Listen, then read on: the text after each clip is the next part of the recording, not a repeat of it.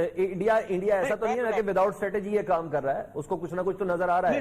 अपने तक हमने सिर्फ ये तो नहीं कहना कि इंडिया ये गलत कर रहा है, वो उसकी नजर में तो वो शायद वो सही कर रहा है। वो क्या सही कर रहा है? देखिए, वो उनकी सोच ये है कि किसी तरह हमने गिलगित बल्तिस्तान पे अगर वो उनके कोई अजाइम है और वो ये तमाम एरिया उसके कंटिन्यूस के साथ मिलता है, कराकोरम पास से 10 किलोमीटर हुए गिलगित बल्तिस्तान पर उनकी नजरें हैं। उसके बाद रात कश्मीर पर उन्होंने कई मरतबा कहा कि हम यहाँ पे कोई ऑपरेशन कर सकते हैं, जिसको हम समझते हैं कि वो मिस एडवेंचर होगा।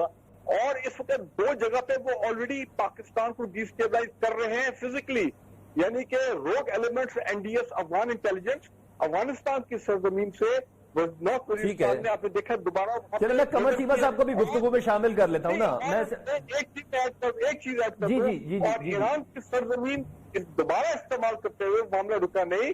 अफगान इंटेलिजेंस और बड़ी बात है कुछ रोग एलिमेंट्स ईरान में भी है, और ये रॉ मिल्क या बलूचिस्तान में आप देखें दहशतगर्दी के हमले हो रहे हैं। तो मकसद उनका यही है, पाकिस्तान को डिस्टेबलाइज रखो और वो जो लद्दाख वाला मामला है ठीक है, उसको और कंसोलिडेट। ठीक है कमर साहब आप बताएं, ऐसे मौके पर अनडिक्लेयर्ड एक सुपर पावर के साथ दूबदू होने की जरूरत करना इंडिया की, और दूसरी एक डिक्लेयर्ड सुपर पावर का मीडिएटर के किरदार अदा करने की पेशकश को कबूल ना करना, भारत के जहन में क्या लग रहा है आपके?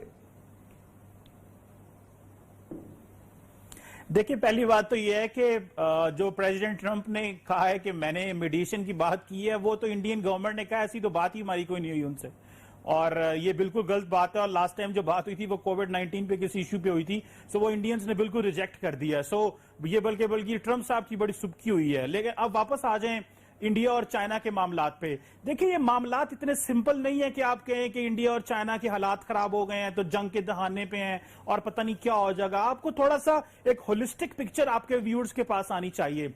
भले इंडिया और चाइना की 1962 में वॉर हुई, लेकिन जो लाइन ऑफ एक्चुअल कंट्रोल है, यहां पे कभी गोली नहीं चली। वो हमेशा डंडे, पत्थर और इन चीजों का इस्तेमाल करते हैं, जबकि पता है एलओसी पे तो हमेशा बड़ी हैवी फायरिंग और किस तरह इंडियंस करते रहते हैं। और ऊपर से आपने ये भी देखना है कि इंडिया और चाइना जो है, उनकी जो बायलैटरल ट्रेड है वो $100 बिलियन के करीब है, और उन्होंने प्लान किया हुआ अगले $500 अरब तक इसको लेके जाना है अगले 2, 4, 5 साल में। सो यहां पे हमें देखना यह है कि ये कॉन्फ्लिक्ट भी है और कोऑपरेशन भी है। एक तरफ से जो मगरब है, अमेरिका ये समझता है कि हमें इंडो पैसिफिक ओशन में इंडिया को प्रॉप अप करना है एक एज ए मेजर प्लेयर, ताकि वो चाइना के जो बैकयार्ड में जितने भी एशिया पैसिफिक के ममालिक हैं उनमें इंडिया जो है वो एक रोल प्ले करे। ऊपर से अमेरिकन ने, ऑस्ट्रेलियंस ने, जो है और जापानीज ने और इंडियंस ने एक कोऑर्डिनेटेड सिक्योरिटी डायलॉग भी शुरू किया हुआ है चाइना को कंट्रोल करने का।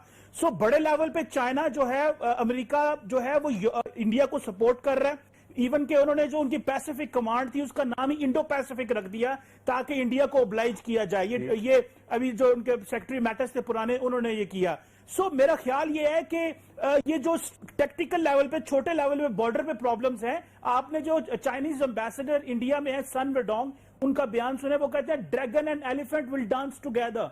इट मीन्स कि ये, और मजे की बात सुने, जो सबसे इंपॉर्टेंट चीज वो ये थी कि इंडियन मीडिया जो है, मुझे वहां पे जाने का इत्तेफाक रहता है, इंडियन मीडिया बहुत ज्यादा प्ले अप करता है जब इंडिया और पाकिस्तान का प्रॉब्लम होता है।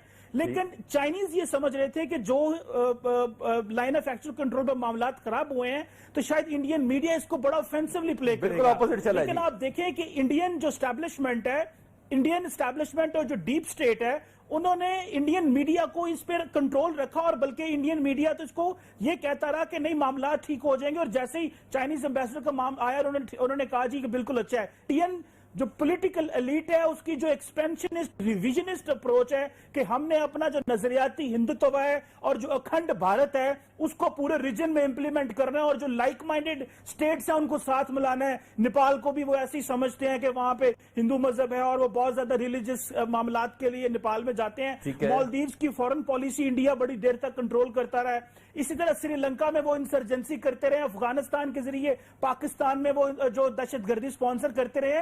तो इंडिया की जो चार्जशीट है वो बहुत बड़ी है, लेकिन नेपाल ने सार्क को एक्टिवेट नहीं किया। हमारे वजीर खारजा भी बयान तो देते रहे हैं कि जो है वो इंडिया को नहीं करना चाहिए, लेकिन ये मौका था कि नेपाल से बात की जाती और कहा जाता कि ये सार्क को क्या ऐसे डिसफंक्शनल हमने रखना है या इसको रीएक्टिवेट करके एक खित्ते के उन ममालिक की जो ओप्रेस्ड हैं या जिनको इंडिया जो है वो अपनी डोमिनेंस रखना समझ आ गई। आपने आपने हिंदुत्व के नजरिए की बात की। ब्रिगेडियर फारूक हमीद साहब कहते हैं कि बेसिकली ये सीपैक ईरान और पाकिस्तान का सारा मामला है, जीबी गिलगित बल्तिस्तान के सिलसिले में ये भारत की मूव है।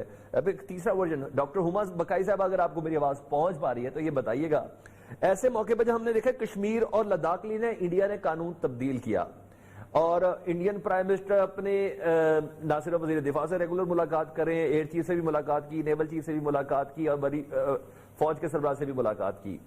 चीनी सदर ने भी अपनी फौज को अलर्ट कर दिया। इसका ज़िमनी सवाल करना चाह रहा हूं, ये तो हमें समझ आ रही है कि जो स्टेप उठा रहा है इंडिया उसको सेटबैक मिल रहा है, रेजिस्टेंस भरपूर तरीके से उसको मिल रही है, लेकिन मैं ये कह रहा हूं इतनी जरूरत कैसे कि एक सुपर पावर कह रही है कि मैं तस्फिया करा देती हूं या कराने की कोशिश हो रही है। कश्मीर के सिलसिले में अगर स्पेसिफिकली कर दिया जाए, उधर चाइना से ये पंगा, कुछ ना कुछ तो जहन में है, कोई गोल तो ऐसा है जो वो अचीव कर रहा है या करना चाह रहा है या उसको ऐसा लग रहा है कि वो कर लेगा। वो क्या चीज नजर आ रही है आपको?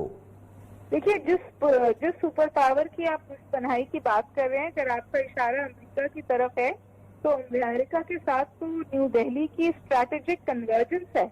ओके, चाहे वो चाइना की तरफ कदम बढ़ाए, चाहे वो पाकिस्तान को लाइन ऑफ कंट्रोल पर आंखें दिखाए, उसको पता है कि उसे एक तरह की पुष्टतनाई हासिल है, न सिर्फ ये कि यूनाइटेड स्टेट्स से बल्कि दीगर वेस्टर्न पावर्स से भी। और आप देखिए कि कुछ पाकिस्तान के लिए भी बहुत अहम मसले हैं। अभी OIC में हमें बहुत सारी मुस्लिम कंट्रीज ने भी सपोर्ट नहीं किया है, तो जाहिर है कि ये तमाम चीजें इंडिया को ये जरूरत तो देती हैं। सोशल मीडिया हो या मीडिया हो, कश्मीर के ऊपर मजालिम हो, मुस्लिम कम्युनिटी को जिस तरह कंप्रेस करके रखा गया हो, जितना वावेला सोशल मीडिया पर मचा, आलमी मंजरनामे पे वो देखा नहीं गया। और ऐसा भी नहीं है कि भारत कहीं से बैकफुट पर चला गया हो, कहीं से ऐसा भी नहीं लगा। देखिए, इंडिया जारी बात है जी कि एक इस वक्त दाएं बाजू की हिंदू जो मजहबी हिंदू जमात की गवर्नमेंट है और वो उनका एक बड़ा अपना वो बड़ी क्लैरिटी है उनके दिमाग के अंदर कि हमें वो जो एक एक्सपेंशनिस्ट रिविजनिस्ट पॉलिसी है कि जी हमें अखंड भारत की तरफ जाना है, हमें वो ऐसे लाइक माइंडेड एरिया जो एग्जिस्ट करेंगे जहां जहां मौजूद है, कोई बाउंड्री नहीं चेंज करें, लेकिन वो लाइक माइंडेड एरियाज को हम अपने पॉलिटिकल कंट्रोल में ले सोचते हैं इस मामले में।